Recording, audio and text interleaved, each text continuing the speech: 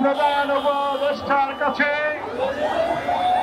5 দফা দাবি 14 জুলাই সনদের আগের তারিখ গণভোটের তফসিল ঘোষণা অবিলম্বে 5 দফা দাবি বাস্তবায়নের জন্য আজকে মিছিল সহকারে স্মারকলিপি প্রদানের উদ্দেশ্যে এই সংগঠনের কেন্দ্রীয় মহাসচিব তোফাজ্জল হোসেন নিয়াজি সাহেব প্রতিনিধিত্ব করবেন। খেলাধুলার পক্ষ থেকে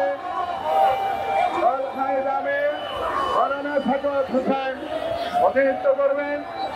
এরপরে প্রধান প্রতিনিধিত্ব করবেন কেন্দ্রীয় সভাপতি ইসলামী বাংলাদেশ নিজাম ইসলামী পার্টির মহাসচিব হোসাইন নিজাহার প্রতিনিধিত্ব করবেন। বাংলাদেশ ডেভেলপমেন্ট পার্টির বিএনপির সভাপতি আনোয়ার হোসেন তিনি প্রতিনিধিত্ব করবেন।